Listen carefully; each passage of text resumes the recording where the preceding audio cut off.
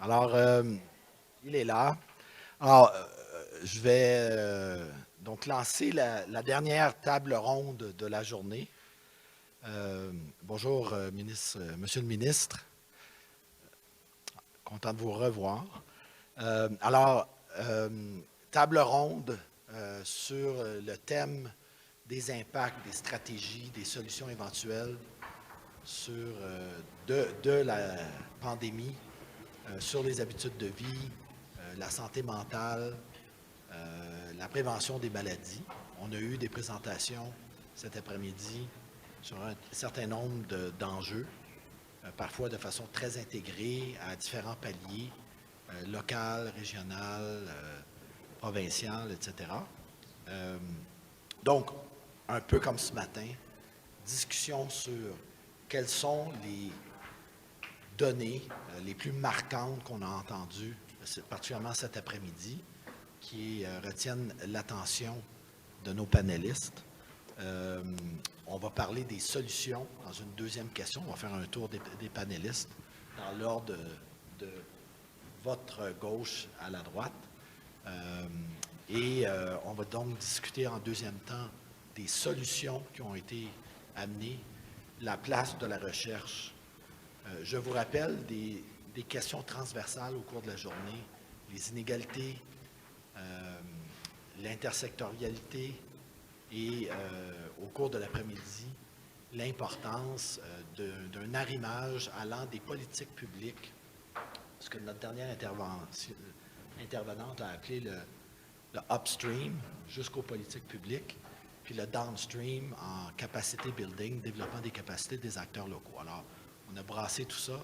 Je dis ça aussi pour Monsieur le ministre qui se joint à nous, qui sera appelé aussi à partager sa perspective. Alors, on a 4 intervenants. On a dit ce matin croisement de perspectives, regard croisé. Notre premier intervenant, Dominique Bessner, qui est directeur de l'école secondaire Calexian-Lavallée. Il a complété un diplôme d'études supérieures en administration publique à l'Université de Montréal et s'implique fortement auprès des élèves issus de milieux défavorisés. Alors, acteur terrain. Acteur terrain. Caroline Quach, qu'à peu près tout le monde connaît, qui a été très, très en vue au cours des dernières années, bien avant la pandémie, mais de façon intense depuis le début de la pandémie, qui est professeur au département au pluriel de microbiologie, maladies infectieuses et immunologie et de pédiatrie à l'Université de Montréal. Elle est médecin responsable de la prévention et du contrôle des infections au CHU Sainte-Justine, où elle travaille également comme infectiologue pédiatrique et microbiologiste médicale. Elle a récemment reçu la chaire de recherche du Canada en prévention et contrôle des infections. La Dr Quach est l'actuelle présidente du Comité consultatif national de l'immunisation de l'Agence de la santé publique du Canada. Non, ça c'est fini. Pardon? Ça c'est fini. C'est fini. Bon. Elle a été. A été présidente. Et Marie-France Reynaud, qui est devant, professeure émérite au département de médecine sociale et préventive de l'Université de Montréal, médecin spécialiste en santé communautaire et santé publique, chef du département de santé publique et de médecine préventive du CHUM depuis 2010, directrice du centre Léa Robac depuis 2010 aussi. Madame Renaud a contribué de façon remarquable à l'avancement de cette discipline et a été très impliquée dans la gestion de l'ensemble du secteur de la santé publique au Québec dans le contexte de la pandémie. Et finalement, notre quatrième panéliste, et non le moindre, est M. Jean-Yves Duclos, qui est ministre fédéral de la Santé du Canada. Il a été par le passé professeur titulaire et directeur du département d'économique de l'Université Laval. Il a également été directeur de la chaire de recherche industrielle Alliance sur les enjeux économiques des changements démographiques. Et j'ajouterais, pour l'avoir croisé à cette époque-là, il faut savoir que, évidemment, le ministre Duclos a eu un dossier sur l'enfance il y a quelques années, dans un ancien titre de ministre. Alors, le dossier, les impacts, je pense que ça lie à la fois son attention à l'égard de la petite enfance et, bien sûr, la gestion de la pandémie. Alors, on va commencer le tour de table avec Dominique Besnér. Première question, qu'est-ce qui a attiré votre attention? Quelles sont les données marquantes vues aujourd'hui ou en cours de pandémie qui vous interpellent particulièrement?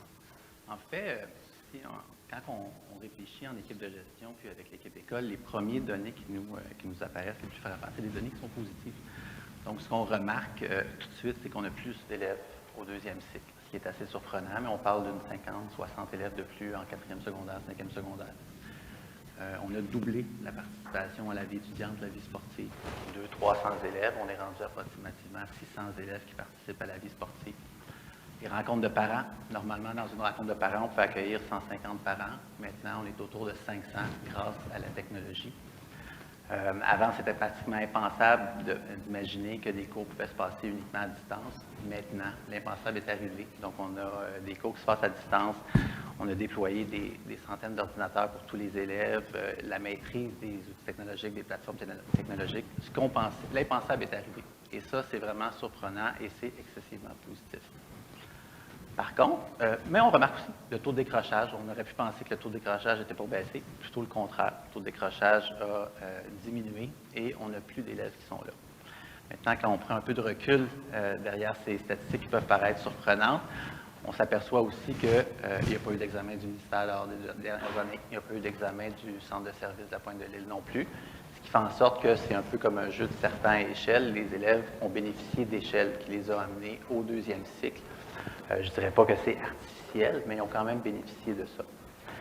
Quand on discute avec les enseignants, quand on est plus dans la perception avec les enseignants, là, on a un tout autre portrait.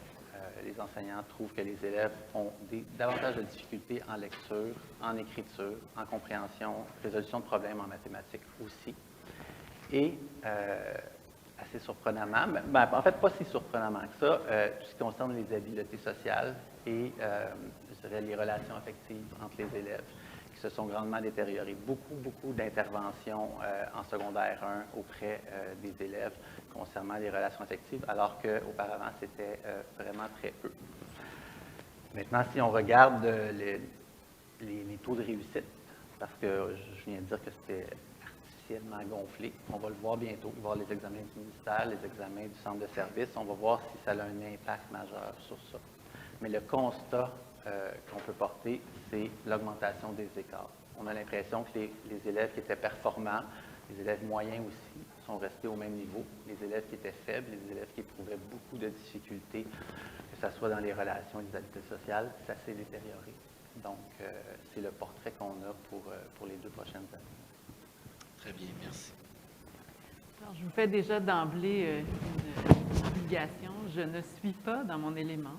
C'est-à-dire que je suis quand même microbiologiste, infectiologue. Oui, je fais de la santé publique, mais en lien avec ma bibite. Et là, présentement, on ne parle pas de bibite, mais vraiment de dommages collatéraux potentiels ou d'impact plutôt populationnel. Donc, je vais prendre ça plutôt d'un aspect recherche. Donc, ce qui m'a vraiment impressionné depuis ce matin, c'est, bon, on savait qu'il y avait des données qui étaient recueillies à la fois à l'éducation, il y avait des projets de recherche qui se faisaient un peu partout, tant en santé, en prévention et promotion de la santé, mais de voir la diversité de données qui existent m'impressionne. Maintenant, je pense que si on était capable de les organiser puis de cesser de travailler autant en silo, mais de vraiment mettre en lien toutes ces données-là. Sylvana a un rêve qu'on devienne un pays scandinave et qu'on ait des données populationnelles. C'est effectivement un rêve qui, pour l'instant, au Québec, est un peu complexe. Mais si on avait cette capacité-là à faire des suivis d'issues divers, que ce soit à la fois en éducation ou en santé, pour que quand une pandémie ou une crise quelconque survienne, on soit déjà outillé pour être capable de faire ces suivis-là. Je pense que ça serait extraordinaire. Je pense que les données qui ont été présentées, particulièrement cet après-midi, sont très granulaires. On est capable d'aller comprendre, d'aller forer beaucoup plus loin, puis ça, c'est merveilleux. Mais il y a quand même un biais de sélection. Il y a quelques centaines d'écoles qui participent au projet Compass. Ça serait bien de pouvoir avoir les données au niveau de l'entièreté de la population. Et je pense que dans ce contexte-là, oui, ça prend des subventions de recherche, mais un peu ce que Dr. Naylor disait, ça prend une pérennisation de ces structures-là pour pas qu'on soit toujours obligé de courir d'une structure à l'autre. Nous, on est financé 2 ans pour Popcorn. Peut-être que dans 2 ans, je mets la clé dans la porte. Tout ce qu'on a monté, ça s'en va à la poubelle. Et donc, Monsieur le ministre Duclos, puis-je implorer un financement perpétuel de la plateforme? Parce que tout de suite, vous ayant là et vous ayant eu au lancement de la plateforme. Donc, je pense que de viser vers quelque chose de plus pérenne en termes d'évaluation et d'implantation, ça serait pour moi un rêve atteignable, je pense. Est-ce que je vais me permettre une question de bébite dans ce cas-là. Est-ce qu'il y a une donnée, bébite ou autre, qui vous a surpris au cours de la pandémie, contre-intuitive, quelque chose qui, en termes de propagation, en termes de durée, en termes de groupe affecté? Ouais. Bien, c'est sûr qu'on ne s'attendait pas à ce que la pandémie soit si longue et si presque pérenne. Dans le sens où, oui, il allait y avoir de la transmission, mais là, on est rendu à des réinfections de gens qui continuent à être pas tous malades, mais on en a encore avec un impact clair sur l'utilisation des soins de santé, des hospitalisations. Je vous dirais qu'au départ, on était inquiet de la santé des enfants, puis finalement, ils s'en sont très bien tirés.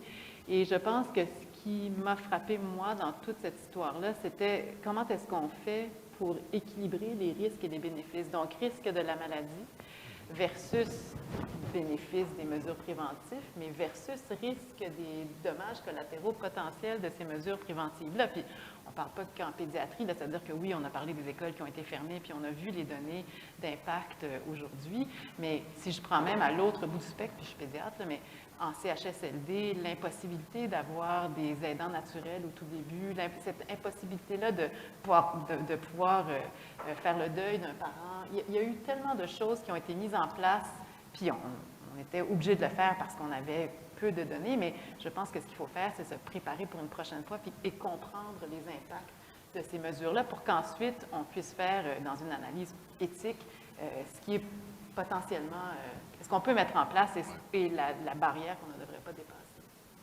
Très bien. Marie-France Reynaud. Oui. Alors, moi, j'avais l'impression d'être au concert aujourd'hui, tellement tout ce que j'entendais, c'était de la musique à mes oreilles. Étant je me qualifierais d'observatrice participante là, de la pandémie de COVID, chaque donnée est importante pour prendre des décisions parce qu'on a beaucoup insisté sur le rôle de la science et que les décisions devaient être prises en fonction de la science, mais tellement peu de données pour éclairer.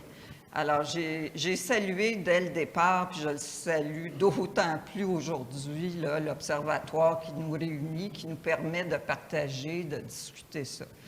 Je dois dire que Sylvana, notamment, et Catherine ont commencé ce que Mme Naylor disait comme bonne pratique, c'est-à-dire de nous approcher dès le départ, les gens qui prenaient des décisions, pour partager, puis aussi s'informer de ce qui nous intéressait, des données qu'on voudrait. Et puis là, évidemment, tout nous intéresse.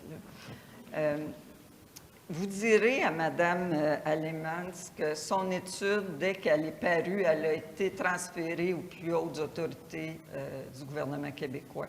C'était une étude majeure. Ça disait ce qu'on anticipait, mais ça le confirmait avec des données. Et ça a une valeur inestimable là, pour ce qui se passe dans l'appareil gouvernemental en termes de plaidoyer entre la science et puis le transfert à la politique.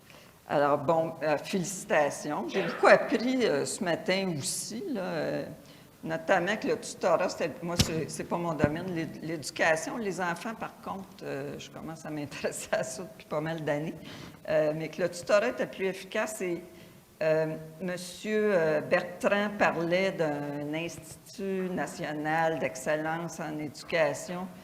Si on n'avait pas eu l'INSPQ et l'INES, même si, bon, c'est pas si simple que ça, c'est beau en théorie, mais des fois, c'est pas si simple.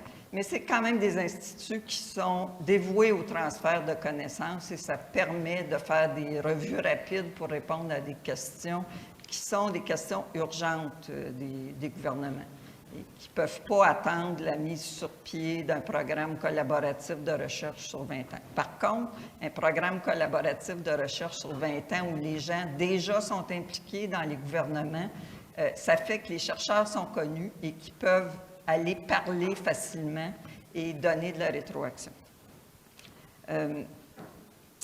J'ai trouvé qu'on a beaucoup parlé de l'école aujourd'hui, mais on n'a pas tellement parlé, on a parlé de son rôle pédagogique, son rôle protecteur en santé mentale. Je pense que c'est assez bien établi, là, et puis je sens toute la détermination de Mme Geoffroy à continuer d'étudier ça et dans l'étude Compass aussi, donc c'est intéressant. Mais on n'a pas parlé de l'école, puis là, je pense que je ne serai pas populaire, comme son rôle de garder les enfants. Parce que l'école, ça a un rôle économique aussi, puis on sait que ça a un rôle économique à long terme, que les gens qui sont plus scolarisés vont être capables de prendre des meilleurs emplois, vont être moins fragiles dans les temps de précarité, vont pouvoir se recycler. Mais au quotidien, demain matin, l'école, ça garde les enfants, puis ça permet notamment aux femmes monoparentales d'aller travailler. Et ça, c'est un rôle qui n'a jamais, je pense que ça ne fait pas partie des missions de l'école, mais on l'a vu de façon incroyable pendant la pandémie.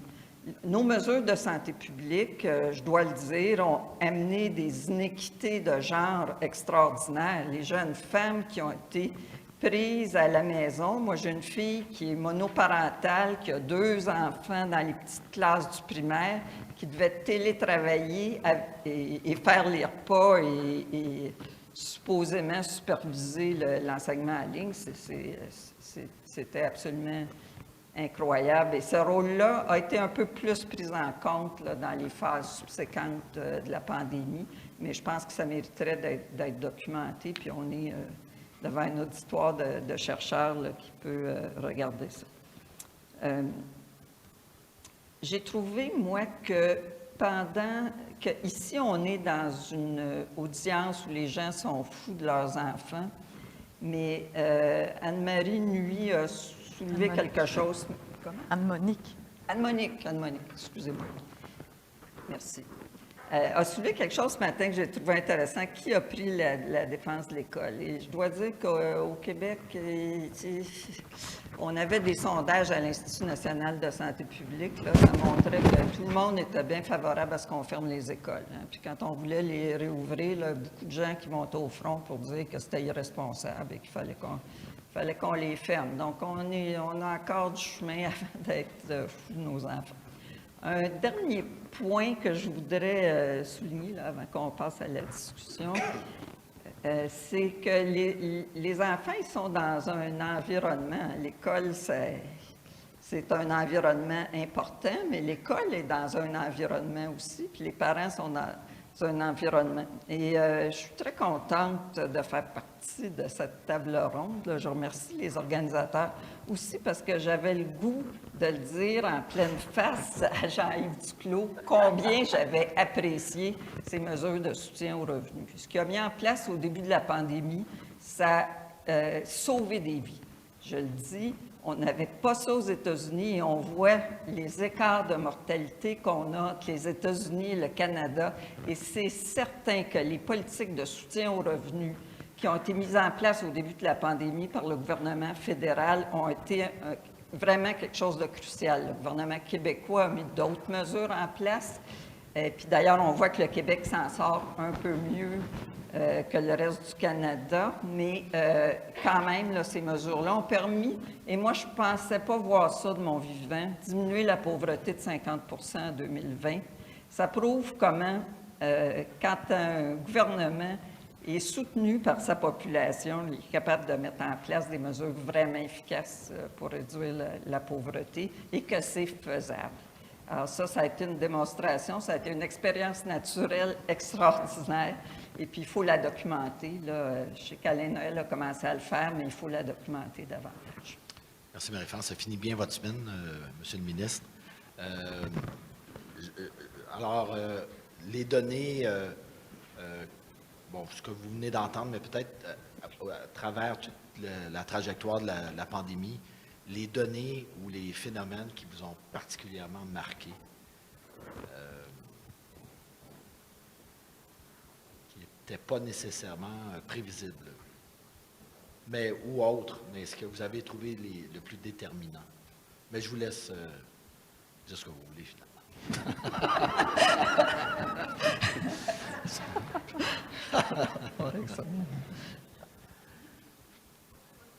Allez-y. Il est-tu gelé? Je pense qu'il ne sait pas que ça s'adresse à lui. Ah, vous me parlez à moi? Oui, c'est ça. Ah, d'accord, OK. Ça se voulait sympathique. Ah, d'accord. Mais j'espérais que vous me parliez parce que je dis, quelle belle question. Vous pouvez dire ce que vous voulez. Alors, je trouvais ça injuste que ce soit Marie-France qui ait cette proposition. Mais peut-être que pour vous dire la vraie vérité, là, ce que je pense, c'est que j'avais espéré être avec vous aujourd'hui depuis très longtemps. Mais il y a une chose que j'ai mal planifiée avec mon équipe et je les blâme d'avance, c'est que j'ai eu la COVID-19 il y a quelques jours à peine. Donc, je dois suivre, et je les connais très bien, les directives de la santé publique du gouvernement et dois être malheureusement absent en personne, mais très, très content d'être là virtuellement pour me joindre à un groupe extrêmement sympathique, évidemment, mais très important d'un point de vue recherche et politique. Évidemment, je salue tous mes amis dans la salle, et en commençant par Marie-France, Caroline, Simon, Sylvana, Catherine, Slim, tous les amis et collègues de Cyrano que je n'ai pas vus depuis trop longtemps. Donc, une grande chance pour moi d'être avec vous virtuellement aujourd'hui. Et même si je n'ai pas pu entendre de mes oreilles ce qui s'est dit aujourd'hui, j'ai pu lire les résumés grâce à mes espions. Et je peux vous dire que ce qui a été dit est très pertinent. Je vais commencer par un message très général que j'aime et que je transmette quand je le peux, puis que je trouve important de vous transmettre parce que vous savez, on a tous une grande affinité en matière d'intérêt pour la recherche. On se ressemble beaucoup, mais certains comme moi ont aussi la possibilité, Marie-France un petit peu comme elle l'a mentionné tout à l'heure, de voir comment ça se passe de l'autre côté de la clôture, du côté des décideurs. Et je peux vous dire que les données, les résultats et les opinions sont très importantes pour la prise de décision politique, évidemment dans un contexte de crise comme la COVID-19, mais en général, c'est aussi très important. Marie-France, tantôt, disait que les informations allaient souvent au ce qu'elle a appelé les plus hautes autorités. Bon, je trouvais la phrase un peu intéressante, mais je peux vous dire qu'elles arrivent très rapidement à ce que certains dans mon ministère considèrent la plus haute autorité et elles sont très appréciées. Mais on a besoin de votre engagement, on a besoin de votre travail et on a besoin que nous tous, là, comme chercheurs, on soit moins discrets lorsque vient le temps de dire ce que l'on sait et parfois de dire aussi ce que l'on pense. Parce que les gouvernements sont influencés par les deux, par les données, les résultats scientifiques, mais aussi par les opinions qui peuvent être parfois teintées, comme Marie-France le fait il y a quelques instants, d'un aspect plus philosophique, plus moral, et des opinions basées sur ce que l'on connaît en matière de santé et de bien-être. Et de ne pas attendre que les travaux définitifs soient entièrement définitifs. Caroline et moi en avons parlé lorsqu'on s'est vu la dernière fois, par exemple, sur l'enjeu de la COVID longue qui touche un peu, heureusement pas tant que ça, les jeunes et les enfants, mais on ne peut pas attendre dans 2, 3, 5 ans avant de tout connaître sur les effets de la COVID longue, de beaucoup d'angles différents pour commencer à nourrir les gouvernements sur l'importance de se préparer et de se protéger. Maintenant, rapidement, sur ce que j'ai pu lire sur les travaux, des discussions de ce matin, évidemment, des choses qui nous perturbent tous là, et toutes, quand on parle de l'anxiété, des troubles de santé mentale de nos jeunes qui arrivent malheureusement trop souvent avant un jeune âge.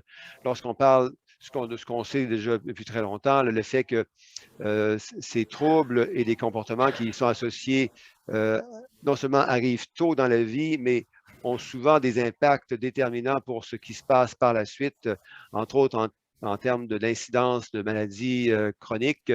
Ce qu'on entend aussi, ce qu'on doit continuellement répéter, c'est que ces effets sont plus importants pour les populations plus marginalisées, plus défavorisées. Et finalement, sur ce qu'on appelle l'approche intersectionnelle. Vous savez, au gouvernement canadien, au début, je n'étais pas trop certain de ce qu'on voulait dire par une approche intersectionnelle. Rapidement, j'ai compris ce qu'on voulait dire, puis j'ai compris qu'on le faisait déjà en sciences sociales depuis un bon bout de temps. L'approche intersectionnelle pour identifier les groupes dont les intersections d'identité, de situation et d'environnement les rendent encore plus vulnérables, mais aussi les intersections d'impact sur la santé, le bien-être et les comportements. Et ça, c'est important d'insister là-dessus. C'est qu'il y a des complémentarités entre les effets sur le bien-être et les comportements qui sont de plus en plus évidentes. Et ça fait en sorte qu'on a intérêt et on a besoin, comme chercheur, à travailler de manière multidisciplinaire. Bon, Marie-France va être un petit peu étonnée parce qu'elle sait que les économistes ont souvent été un peu conservateurs par rapport à l'importance d'être multidisciplinaire. Mais moi, je peux vous dire qu'au gouvernement canadien, les résultats multidisciplinaires, ça entre beaucoup plus facilement dans le discours et dans les décisions politiques. Un dernier exemple, je sais que je prends beaucoup de temps, c'est lorsqu'on parle de l'impact sur la santé et le bien-être des enfants. On a des indicateurs socio-économiques, des indicateurs sanitaires, des indicateurs souvent qui parlent d'un point de vue qualitatif, mais lorsqu'on est capable d'arriver aussi avec des indicateurs quantitatifs de l'impact économique et parfois même fiscal de certains problèmes, bien, moi, je peux plus facilement en parler avec mes collègues à Finance et ailleurs pour les convaincre d'investir, comme le disait aussi Caroline, davantage dans la recherche pérenne, si j'ai bien compris, et la recherche éternelle. Alors, merci, je me retourne vers vous. Merci. Ça répond à une question qu'on s'est posée un peu toute la journée. Comment les décisions politiques se prennent? Quelle est la place de la science? Je pense qu'une note à prendre, c'est la dimension économique des recommandations, de tenter de les chiffrer. Ça peut effectivement aider. Lorsqu'on se présente au Conseil du Trésor, pas ce que vous avez occupé d'ailleurs. La deuxième question pour le panel, c'est les solutions. On fait quoi? Quelles sont les solutions les plus prometteuses à court et à moyen terme, parce que les effets de la pandémie risquent de se faire ressentir pendant un certain temps. À vous.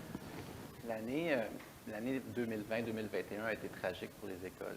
On était uniquement concentré sur les apprentissages. Les élèves arrivaient à l'école, ils allaient en classe, ils étaient presque accompagnés pour aller aux toilettes. Après ça, ils faisaient leur deuxième cours, troisième, quatrième, et ils retournaient à la maison.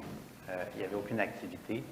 Et je pense que c'est ça qui a eu un impact le plus grave sur les élèves. Donc, toute l'idée de créer un milieu de vie pour les élèves, un milieu, oui, de socialisation, mais aussi un milieu où ils peuvent s'exprimer par toutes sortes de façons, toutes sortes de tribunes, que ce soit des projets, que ce soit avec des organisations, des organismes communautaires, que ce soit dans le sport. Donc, c'est vraiment de retrouver l'essence de l'école en créant un milieu de vie qui va faire en sorte que les jeunes, ils vont non seulement, oui, réaliser des apprentissages, mais ils vont se développer globalement. C'est sûr que il y a eu des pertes au niveau des apprentissages. Puis, j'entends beaucoup dans le discours comme quoi, il faut rajouter des cours le soir, des cours le midi, presque le matin, rajouter des devoirs, aller chercher ce qui a été perdu. Puis tantôt, je le disais, il y a eu une augmentation des écarts, puis c'est les élèves qui étaient les plus vulnérables, encore plus vulnérables. Le modèle, je pense qu'il faut prioriser, c'est vraiment un modèle de RAI. Pendant les cours, oui, on va travailler avec les élèves qui sont les plus en difficulté pour les soutenir. On va intensifier les apprentissages avec eux, mais surtout ne pas aller le soir, le matin. Ça ne fait que rajouter de l'anxiété pour les élèves. Ils sont encore plus face à leurs difficultés et on n'a pas nécessairement non plus le personnel dans les écoles pour soutenir cette démarche-là, en tout cas du personnel qui est qualifié. Alors, je pense qu'il y a deux éléments importants. Créer un milieu de vie, organiser des activités de la vie étudiante, sortir les élèves à l'extérieur comme les belles images que j'ai vues tantôt. Et pour les élèves en difficulté, modèle RAI à l'intérieur de la classe, travailler avec des sous-groupes de besoins pour améliorer les performances des élèves. Ben, je pense que je l'ai dit tout à l'heure, là, mais puis je l'ai entendu ce matin aussi, on ne peut pas améliorer ce qu'on n'est pas capable de mesurer. Donc, c'est vraiment avoir accès à des données sur une base populationnelle pour ensuite que toutes les interventions puissent être mises en place et qu'on voit l'impact de ces interventions-là. Pour moi, non seulement d'un point de vue, recherche éternelle peut-être, là, mais vraiment pérennisation des données disponibles et faciliter cette mise en commun de données-là, parce que pour l'instant, à tout le monde au Québec, les données santé ne peuvent pas facilement parler aux données éducation, même si on serait en théorie capable de faire un lien entre les différents groupes. Quand j'ai parlé à l'INES cette semaine pour leur dire « Seriez-vous capable d'aller chercher des données en éducation pour voir l'impact? » Ils m'ont dit « Écoute, c'est pas légal, là. Nous, on reste en santé, puis l'éducation reste en éducation. » Donc, en espérant que tout ce qui est en train d'être développé par l'ISQ puisse permettre ce maillage-là pour qu'on puisse vraiment suivre un enfant à travers sa trajectoire, un individu, en fait, à travers sa trajectoire complète. Je pense qu'à ce moment-là, on pourra évaluer ce qu'il y en est. Marie-France, je vais me permettre d'ajouter une dimension pour ton tour de roue. Cet après-midi, le thème portait particulièrement sur la santé mentale, les habitudes de vie. Donc, réponse générale sur les grandes solutions, mais si jamais tu as des choses particulières à dire sur santé mentale et habitudes de vie, je te demanderai d'ajouter. Si tu veux. Oui, d'accord. Pour répondre à la question sans ajout, pour commencer, mais je suis complètement d'accord avec ce que Caroline vient de dire. Là. On le voit, l'importance des données, on voit ce qu'on peut faire avec ça, puis on fait que commencer. Là. Je pense que l'Observatoire peut prendre beaucoup d'ampleur, puis beaucoup de gens peuvent se greffer autour de ça. J'espère qu'on est dans un momentum. D'ailleurs, vous parlez de post-pandémie. Hein? Mauvaise nouvelle pour vous autres, là, on n'est pas dans la post-pandémie. Hein? On est dans la pandémie, puis la question s'est posée. Hier, j'étais en train de discuter avec une direction de santé publique régionale où il y avait un taux d'attaque très important dans une école. Et qu'est-ce qu'on fait? Est-ce qu'on la ferme? Est-ce qu'on ferme les classes? Est-ce que, finalement, on a décidé qu'on faisait rien, un peu de choses près. Là. Et je pense que ça a été une bonne décision, mais ça va se reposer à l'automne. Donc, il ne faut pas perdre...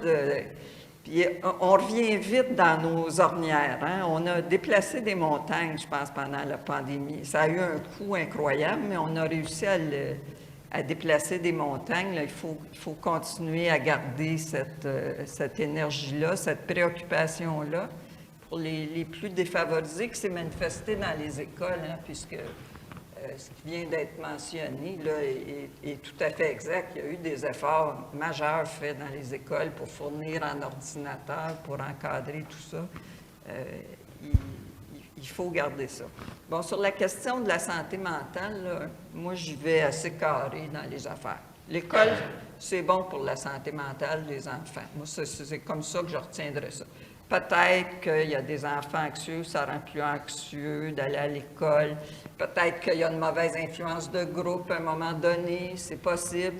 Mais, règle générale, là, on l'a vu quand les écoles étaient fermées.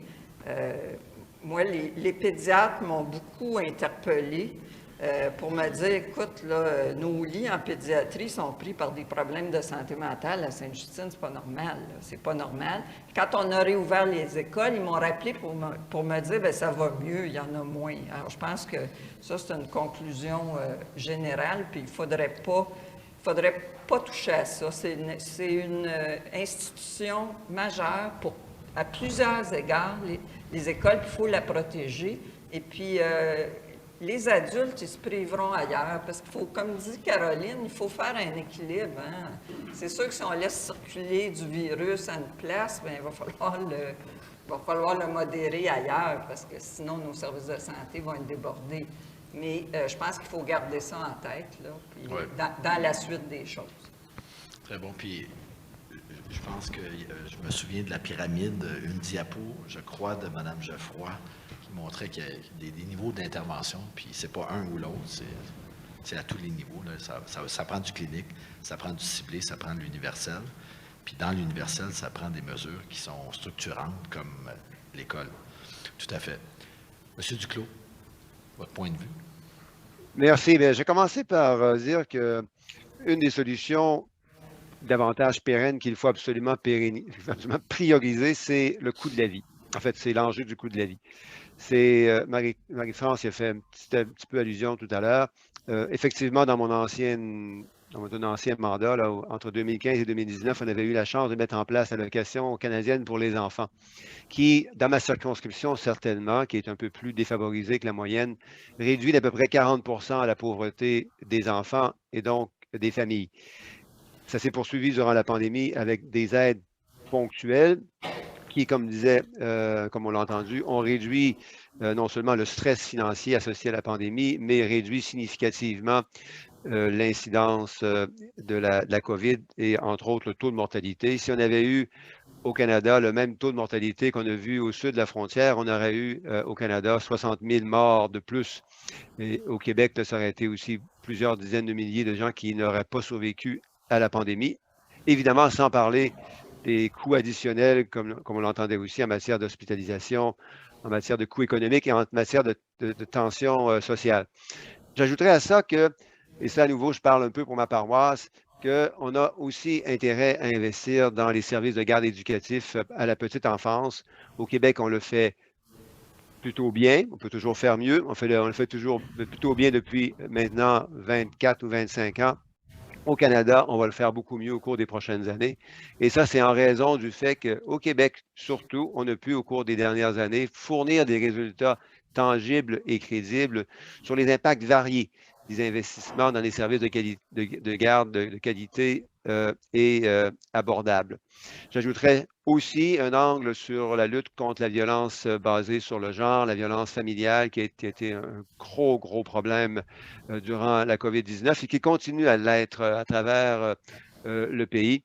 Et en terminant, je dirais que oui, un gros accent sur les données, sur la disponibilité des données, sur l'accès aux données, mais aussi sur l'usage des données pour les chercheurs très importants, populationnels, enquêtes et autres, mais aussi pour les gouvernements.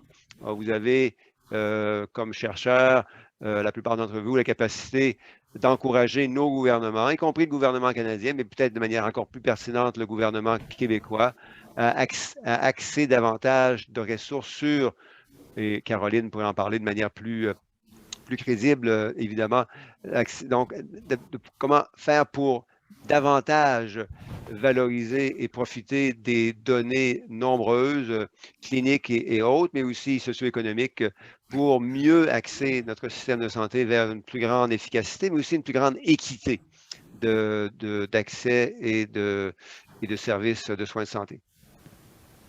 Très bien. Il y a 3 questions dans la salle. Oui, 3 questions.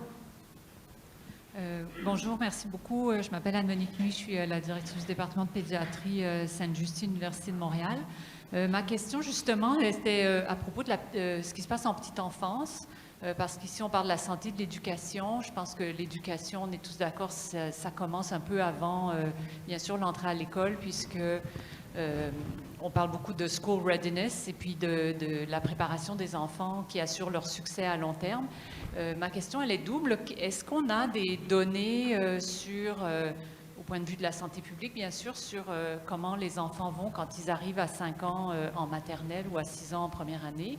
Et ma deuxième question, est-ce qu'on a, au niveau de la santé publique, des mesures qu'on aimerait mettre en place, supporter pour peut-être dans une politique de rattrapage des apprentissages et de tout le neurodéveloppement, s'intéresser justement aux tout petits, là, je vais appeler les 1-5 ans. France, tu ne réponds pas à ça. Mais oui. Je pense que ça fait très longtemps que la santé publique s'intéresse à l'indice de maturité scolaire. Même, je dirais, au départ, avant que ça soit étendu à l'échelle de la province, la Direction de santé publique de Montréal avait subventionné une première étude là-dessus. Ces données-là ont été extrêmement importantes pour la mobilisation des quartiers en faveur de leurs enfants et aussi pour la mise en place de différentes mesures.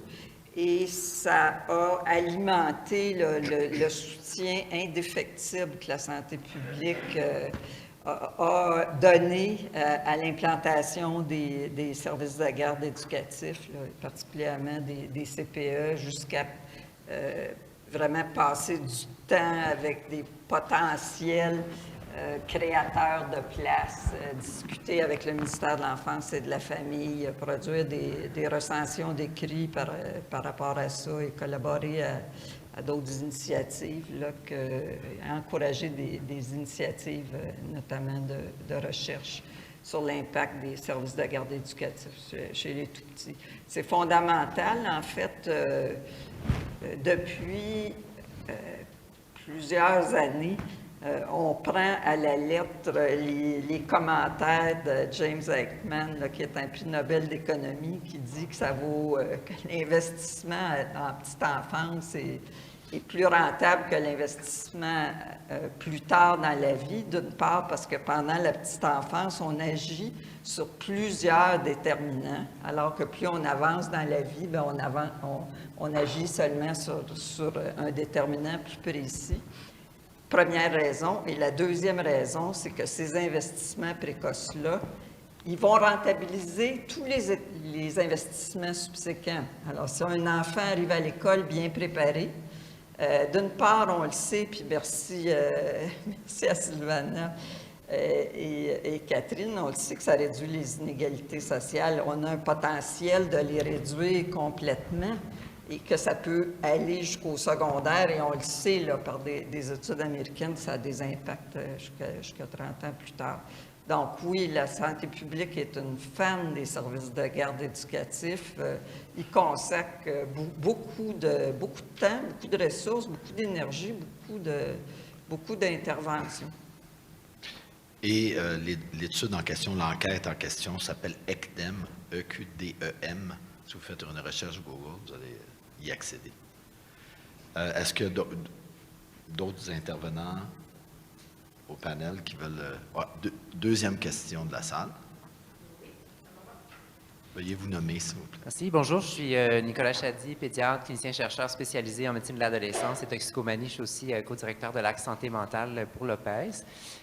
En fait, moi, ce que je constate là, de par mon expérience clinique puis au niveau recherche, c'est qu'en fait, la pandémie, ça a permis de mettre un petit peu un spotlight sur plusieurs enjeux, entre autres l'enjeu de santé mentale. Ma collègue a parlé de la santé mentale des tout-petits. Moi, c'est certain que je suis en adolescence et puis on a entendu beaucoup parler de la crise au niveau de la santé mentale des adolescents. Mais c'était une problématique qui était là avant la pandémie. Puis si on le voit, on l'a vu avec les données Compass, là, ça faisait, puis les données de ma collègue Marie-Claude, ça faisait des années, là, finalement, que les problèmes de santé mentale chez les adolescents étaient en augmentation.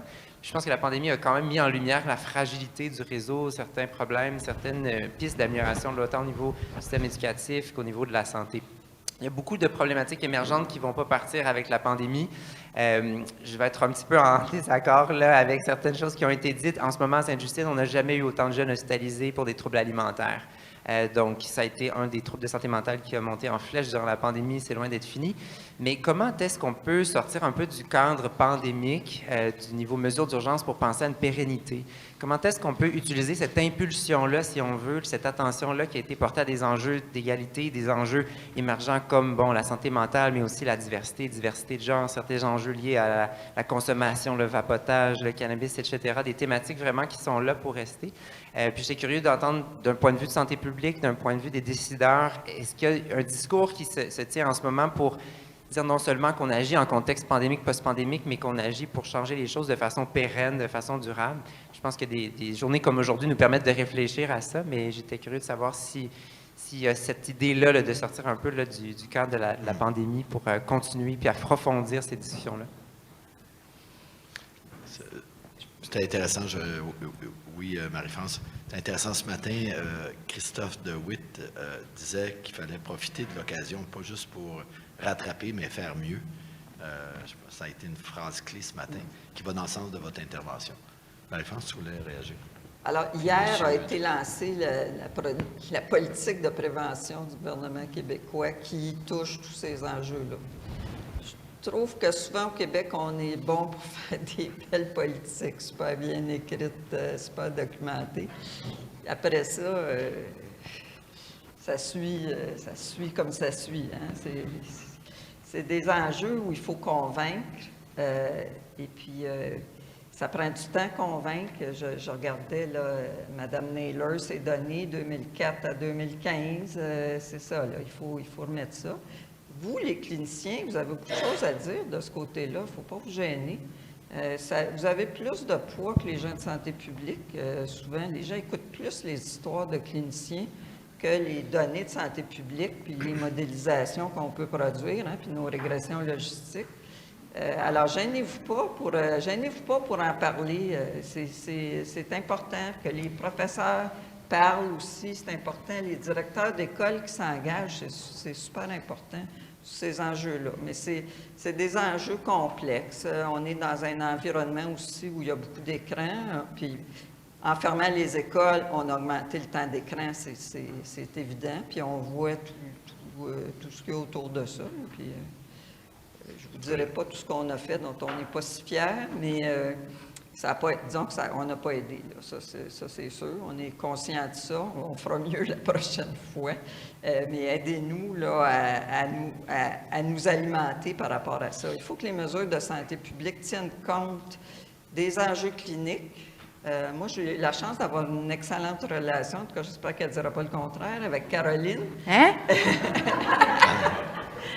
Et elle m'alimente beaucoup de ce côté-là. C'est super intéressant, mais il faut que les chercheurs aussi qui me parlent, ça nous permet d'équilibrer nos mesures de santé publique sur la transmission. C'est notre rôle, hein, les gens ne veulent pas mourir. Puis on les comprend, nous autres non plus, on ne veut pas. Puis avec les impacts de nos mesures pour choisir les meilleurs, on a toujours un éventail, hein, on a toujours des choix. Et puis, si on est bien informé, bien, on risque de faire des meilleurs choix globalement.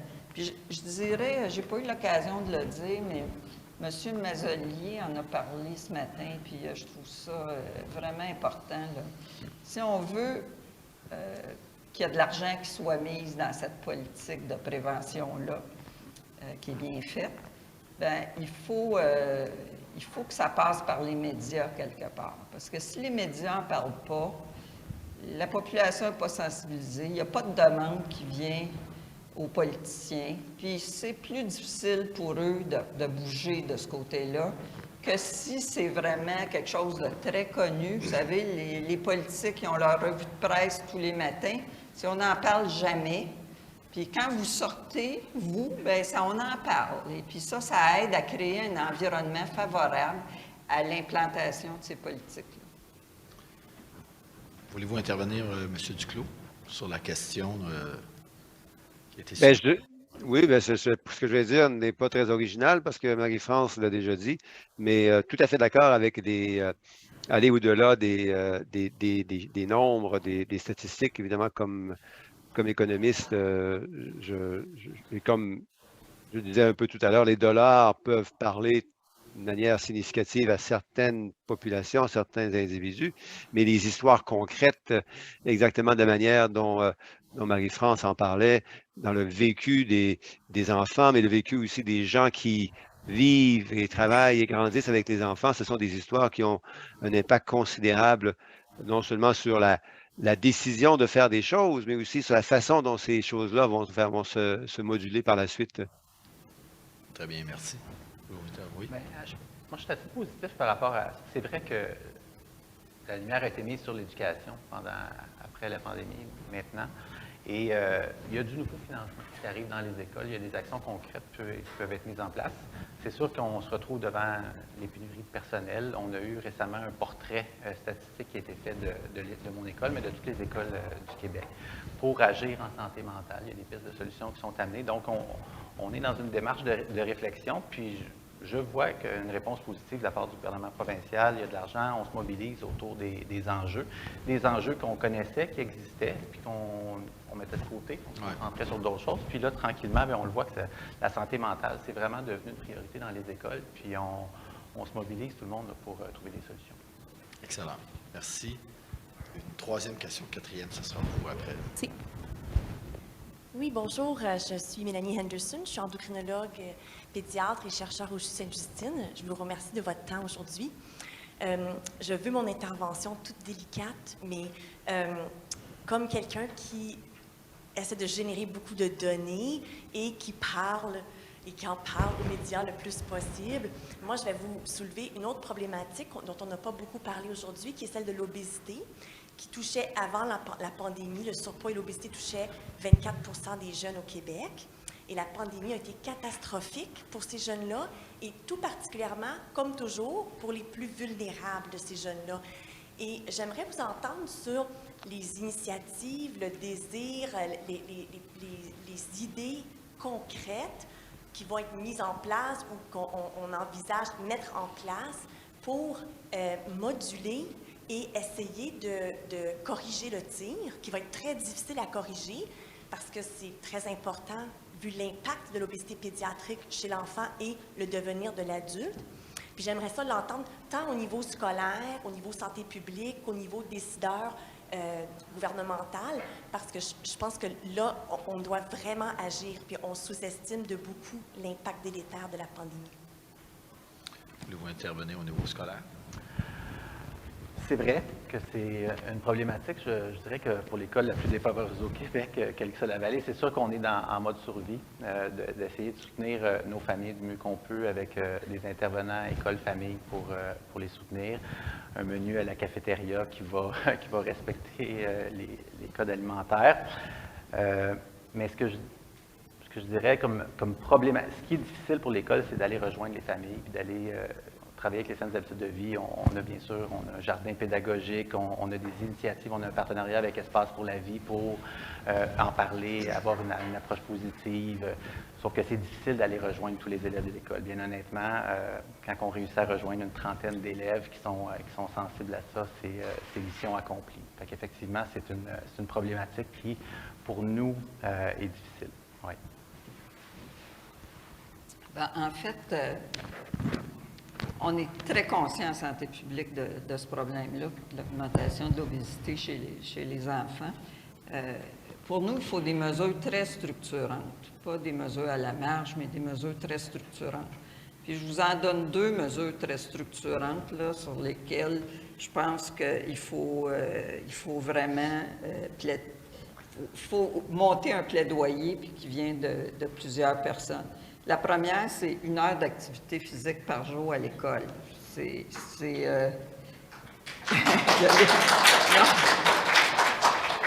fait dans certaines écoles privées, vous le savez, mais ça pourrait être fait pour tout le monde. Il y a des enjeux, c'est sûr, mais il y a des pays qui réussissent à le faire, il y a des pays qui le font. Puis on voit puis ça, c'est structurel, parce que parler d'obésité chez les enfants, c'est toujours difficile, hein, parce que c'est pas le fun d'être stigmatisé, là, fait qu'il faut trouver des mesures qui s'adressent à tout le monde, puis qui vont faire que c'est moins favorable. La deuxième mesure qu'on met de l'avant, puis il y a des gens qui travaillent notamment à la Direction de santé publique de Montréal là-dessus, c'est d'avoir une cantine scolaire, comme dans plusieurs pays, d'avoir les enfants mangent à l'école, puis ils mangent quelque chose de sain, et c'est offert. Et c'est offert aux enfants pauvres comme aux enfants riches, donc ça ne les stigmatise pas. C'est sûr que c'est des investissements importants, mais ben, on est là pour donner des avis. Alors, on donne l'avis que ça va vous rapporter pas mal. Parce que ce que ça va coûter, l'obésité à la société, c'est entendu que ça va faire des gens plus malades, ça va faire des travailleurs qui vont être plus retirés, ça va faire beaucoup de souffrance. L'obésité, ça fait beaucoup de souffrance psychologique, l'étolone, la haute pression puis le diabète.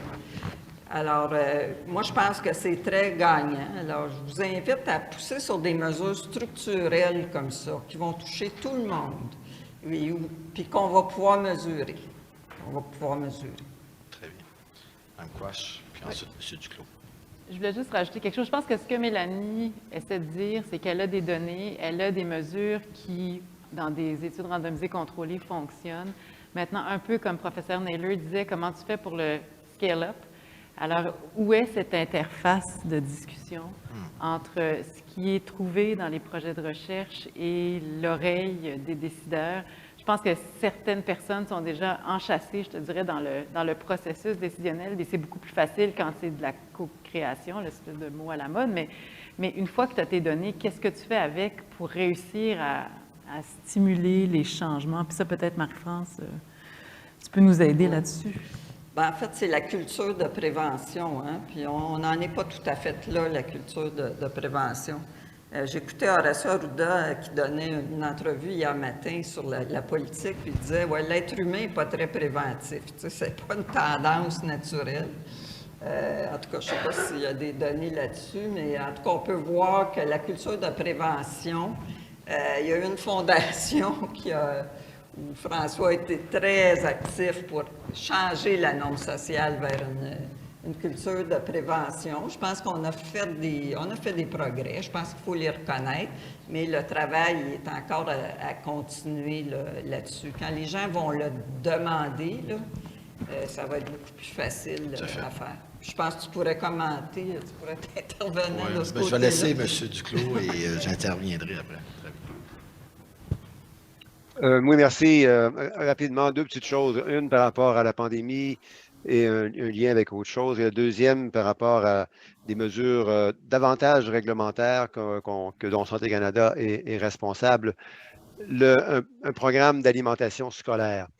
Durant la pandémie, on a aidé collectivement beaucoup les groupes là, qui peuvent aider les enfants, en particulier ceux qui ont de la difficulté à arriver à l'école le matin avec un bon déjeuner, à être bien nourris, étant donné que la pandémie, comme on le sait, a créé beaucoup d'insécurité alimentaire et des stress encore plus importants pour les familles.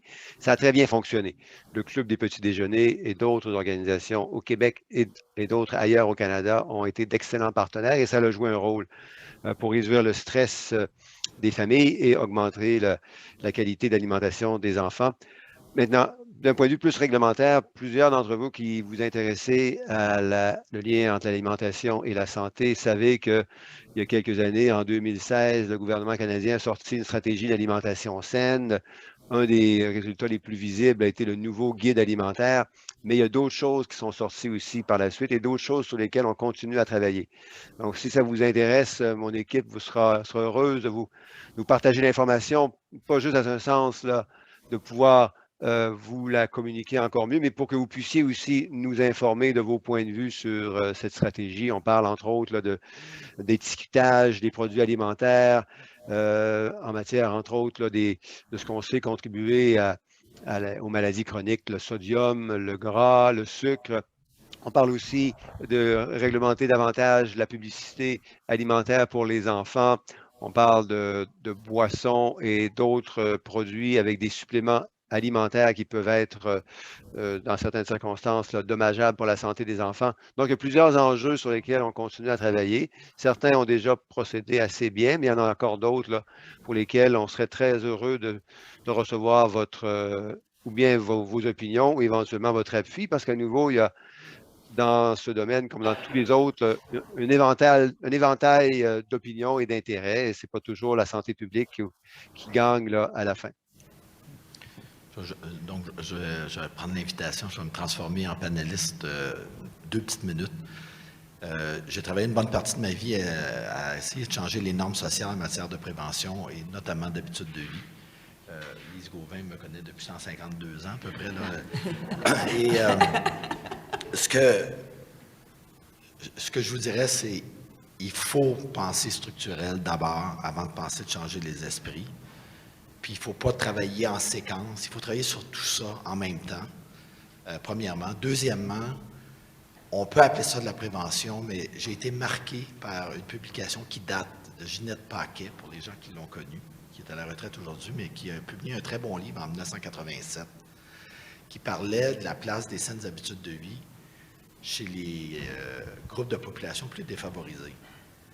Puis il y a une phrase marquante dans ces livres qui dit que pour ces gens-là, la vie ne peut pas être qu'une série de précautions. Donc, on peut avoir une vision de prévention. Quand j'ai travaillé sur les campagnes de petite enfance, puis on voulait que les gens agissent tôt, au début de ces campagnes-là, les gens, quand on leur posait la question à quel âge ça commence à être utile d'interagir avec un enfant, C'est pas des farces au Québec, les gens disaient 2 ans et demi. Parce qu'ils comprenaient, entre guillemets. Puis on a fait baisser ça à quelques mois. Mais juste, ça a pris 10 ans, juste changer. Donc, faire la promotion de la prévention pour la prévention de la prévention, c'est un peu comme promettre le paradis à la fin de les jours. Puis les gens ont besoin de gratification à plus court terme, puis elle ne se formule pas en termes de retombées de prévention. Il faut faire l'exercice de marketing social, puis de faire les liens et pas prendre notre finalité comme une motivation imposée sur les gens, puis se rencontrer et se rappeler que la prévention va être un moyen pour ces gens-là d'atteindre leur fin, puis il faut les connaître. Alors, les meilleurs communicateurs, ce n'est pas ceux qui parlent le mieux, c'est ceux qui écoutent le mieux. Puis il faut écouter le monde. Je ferme là. Une autre question dans la salle? Puis il y en a une autre en avant aussi, là. Deux autres questions et on termine ensuite. Bonjour tout le monde. Merci beaucoup pour toutes ces réflexions. Isabelle Ouellette-Morin, professeure à l'École de criminologie, directrice de l'Axe transversal d'innovation sociale pour l'OPES. En continuité avec cette idée de prévention et j'oserais même peut-être dire de promotion de la santé, on a entendu parler d'un ensemble de difficultés et c'est sur quoi on s'est concentré aujourd'hui. Mais aussi peut-être d'autres habiletés transversales que pourrait promouvoir l'école en termes de maturation socio-émotionnelle, de cognition sociale, d'habilité à former des relations harmonieuses avec les autres, avec l'idée de promouvoir les facteurs de protection qui vont agir sur la santé mentale, sur les saines habitudes de vie, sur l'estime de soi. Donc, est-ce qu'on pourrait aussi mieux mesurer la maturité socio-émotionnelle, les capacités d'établir des relations harmonieuses avec les autres en fonction et avec une approche développementale? Parce que ces acquis doivent évoluer aussi au fil du temps. Ce qu'on pense être une bonne maturité à l'entrée à l'école au plan socio-émotionnel est différent de ce qu'on pense que les adolescents devraient avoir à l'école secondaire. Donc, voilà. Croyez-vous ça pertinent, une voie d'intérêt et devrait-on recueillir plus d'informations aussi sur ces compétences transversales? Je pense que la réponse est oui. Je ne sais pas s'il y a des gens, et non seulement ça, mais on n'a pas le temps, mais ça pourrait être intéressant d'avoir l'intervention de quelqu'un dans la salle, bien au fait de peut-être les enquêtes populationnelles, longitudinales, qui ont été citées en partie aujourd'hui. Je ne sais pas s'il y a quelqu'un qui peut intervenir là-dessus. Je vais t'apporter le... Oui. Oh. Ah, c'est bon. Bien, merci Isabelle pour ta question, parce qu'on parle des antécédents de la santé mentale. En fait, on parle des précurseurs, puis on est d'accord que de commencer à mesurer la santé mentale une fois que les problèmes sont là, bien, ça ne nous permet pas d'agir assez tôt pour prévenir les problèmes. Donc, c'est sûr qu'il y a la maturité scolaire qui est évaluée en maternelle, puis ça touche le développement émotif, cognitif, les compétences sociales. Ça, c'est très, très bien la maturité scolaire en maternelle, puis c'est formidable que ça soit fait à tous les 4 ans pour tous les enfants de maternelle. Dans mon rêve, on aurait une mesure comme ça plus tôt. Ça va, je pense, dans le sens de certaines initiatives ministérielles comme Agir tôt, mais Agir tôt, ça peut être beaucoup de choses, là. C'est un programme de dépistage des problèmes, mais ça peut aussi, avec certains outils qui sont développés, notamment par Dominique Cousineau à Sainte-Justine, l'ABCDR, ça peut être des mesures qui sont prises vers 18 mois du développement socio-émotif / neurodéveloppement qui permettrait de faire le lien avec la maturité scolaire plus tard. Puis, idéalement, de faire le lien avec les fichiers de naissance, les enfants qui sont suivis aux soins intensifs par Dr Loup, Dr Nuit. Donc, l'ambition de plusieurs d'entre nous, là, c'est d'avoir un continuum, un suivi continu populationnel pour être sûr qu'on est conscient de ce qui se passe chez les plus vulnérables et plus défavorisés. On a la déclaration de grossesse qui vient de se mettre en place, qu'on applaudit parce que ça donne une occasion de savoir qui va avoir un enfant, qui va avoir besoin d'une place dans un CPE et qui va avoir besoin de vaccins, etc. Donc, on a vraiment une opportunité, je pense, au Québec, là, de mettre en place ce continuum qui commence pendant la grossesse, puis qui, en ce qui me concerne, s'arrête à la majorité, mais bien sûr, pour que d'autres collègues qui s'intéressent aux âges subséquents prennent le relais. Une dernière question. Oui. Bonjour, Louise Leduc, je suis journaliste à la presse. Depuis ce matin, là, plusieurs, vous avez mentionné à quel point ça avait eu des effets graves, des fermetures d'écoles. Puis bon, dans les lettres aux médias, souvent les pédiatres ont dit « il ne faut pas fermer les écoles, il ne faut pas fermer les écoles, il faut les réouvrir, tout ». Mais je me demandais d'un point de vue vraiment pratico-pratique, il risque bon d'y avoir une autre vague. Qu'est-ce qui devrait nous gouverner dans notre prise de décision? Parce qu'on sait que la COVID, souvent, soit elle arrive ou soit est très, très, très présente dans les écoles. Donc, ça se peut qu'on doive les fermer encore de nouveau. Ou est-ce que vous pensez qu'on ne devrait jamais les fermer? Puis si on doit les fermer, encore une fois, peut-être en décembre ou en janvier, est-ce que vous avez des idées de choses qui devraient être mises en place supplémentaires pour éviter les pertes d'apprentissage dont on parle depuis ce matin? Très bonne question. Marie-France? Sauf certains pays asiatiques, là, puis du Pacifique, qui ont eu une stratégie d'éradication de la COVID, la plupart des pays développés ont pris une stratégie de suppression, c'est-à-dire on diminue le plus possible le nombre de cas sans penser qu'on va réussir à l'éradiquer. La stratégie qu'on a vue à Shanghai là, récemment, c'est une stratégie d'éradication. Ça ne fonctionne pas avec Omicron.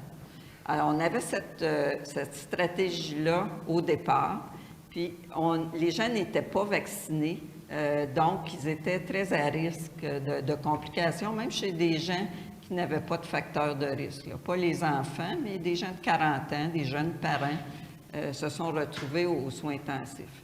On est rendu à une autre période, là. On a un Omicron, on voit qu'il amène moins d'hospitalisation, c'est-à-dire qu'il amène beaucoup d'hospitalisation parce qu'il y a beaucoup de gens infectés, il y a beaucoup de transmission, mais la proportion des hospitalisés qui vont aux soins intensifs a diminué avec Omicron, puis la sévérité aussi.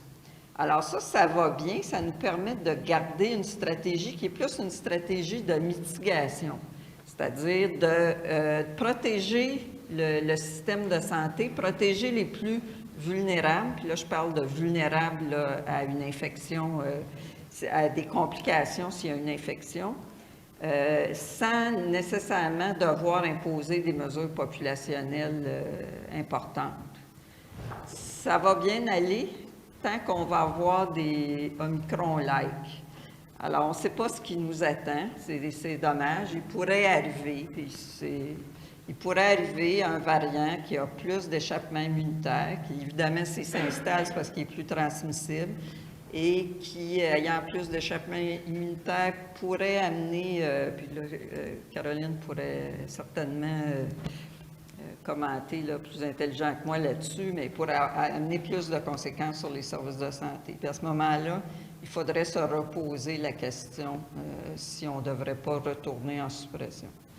Maintenant, si on retourne en suppression, et puis c'est quand même pas c'est pas ce qu'on attend, évidemment c'est pas ce qu'on souhaite, c'est pas ce qu'on attend nécessairement, mais si on retourne en suppression, c'est là où tout ce dont on a discuté aujourd'hui devrait informer davantage la décision. Alors c'est là qu'il faudrait vraiment prendre en compte. Et puis ça peut il y a des choses qui sont travaillables, par exemple, on avait des définitions d'éclosion qui étaient très strictes, où c'était deux cas reliés pour dire une éclosion. Peut-être qu'on pourrait modéliser, voir si on y allait avec plus de cas reliés, donc ça entraînerait moins de fermeture de classe, moins de fermeture de... Mais on n'ira pas là, je l'espère, ça c'est mon optimisme naturel, qu'on va pouvoir continuer d'être en mitigation En mitigation, les stratégies les plus importantes, évidemment, c'est de travailler sur la vaccination. Là, et puis on a... D'ailleurs, Caroline ne l'a pas dit, mais elle préside actuellement le Comité sur l'immunisation du Québec. Là. Et puis au fédéral, on l'a gardé pour nous. Voulez-vous ajouter? Oui. Peut-être juste rajouter qu'au-delà de la vaccination puis de l'immunité qui existe déjà au sein de la population, on a aussi maintenant des antiviraux qui nous permettent de prévenir les complications les plus graves chez les personnes les plus vulnérables. Fait qu'on est dans un... En fait, on n'est plus du tout au même niveau qu'en début de pandémie. C'est-à-dire que même s'il y avait un virus avec un échappement immunitaire plus important, l'antiviral continuerait de fonctionner en théorie. Et donc, à moins qu'il y ait vraiment une hécatombe, là, je ne pense pas que les écoles refermeraient. Je suis de l'avis de Marie-France, où je pense que les écoles vont pouvoir continuer à fonctionner. Et je pense que la question qu'on ne s'est jamais posée d'un point de vue de société, c'est qu'est-ce qu'on est prêt à avoir comme fardeau de la maladie en termes de complications et de décès. Parce que si on regarde les autres virus respiratoires, l'influenza entraîne, bon an, mal an, des milliers de décès, particulièrement chez les personnes plus âgées. Le virus respiratoire syncytial, entre autres, qui cause des bronchiolites, a entraîné des décès en pédiatrie. L'été passé, nos soins intensifs étaient pleins de VRS chez des petits bébés. Et malgré ce constat-là, on n'a jamais fermé de garderies et d'écoles pour prévenir ces infections-là. Donc, je pense qu'on a agi différemment avec le SARS-CoV-2 parce que c'était un virus qu'on ne connaissait pas et parce qu'il n'y avait pas encore d'immunité populationnelle et donc le 8 millions de Québécois y passaient et donc en toute proportion gardée, il y avait quand même un nombre absolu important de complications. Mais je pense qu'il faut prendre tous ces considérants-là en compte avant de prendre la prochaine décision. Pour moi, la pandémie n'est pas finie, mais je pense qu'on n'est plus du tout au même endroit qu'il y a même 1 an et demi. Messieurs, voulez-vous intervenir? Simplement dire que la fermeture des écoles a été catastrophique. Donc, puis, ça a des impacts immédiats. Les élèves, quand ils quittent pour Noël ou qu'ils quittent pour les vacances d'été, sont déjà anxieux. Alors, imaginez juste fermer les écoles, décider d'ouvrir une journée sur 2, l'école hybride, très mauvaise idée, impact très négatif. Donc, les élèves faisaient tout sauf écouter le cours, les enseignants. Donc, c'était difficile. C'était l'espèce de pensée magique comme quoi que, ben, on est en école hybride le lendemain, on est en école à la maison, puis c'est comme si on était à l'école. Et ça, c'est complètement faux. C'est complètement faux. Alors, les écoles, c'est la... Faut pas que ça ferme. Monsieur Duclos, voulez-vous ajouter quelque chose sur les écoles et leur fermeture? Bien, moi, j'ai vécu ça à la maison. J'ai je n'irai pas dans le détail là, parce que mes enfants me reprocheraient de parler de leur vie personnelle à trop de gens inconnus, mais je sais de quoi vous parlez, Dominique, puis je l'ai vécu personnellement, puis je suis ça évidemment à distance parce qu'au gouvernement du Canada, on n'est pas directement là, on n'est pas responsable. Évidemment, là, de la gestion des écoles, des décisions difficiles qui ont dû être prises, mais on est conscient des impacts sur le bien-être et non seulement des enfants, mais aussi des familles dans un contexte de décisions là, qui ont été prises par rapport à la fermeture d'écoles. Très bien. Alors, merci, chers panélistes, pour votre participation, vos propos éclairants, nuancés, très appréciés. Bravo.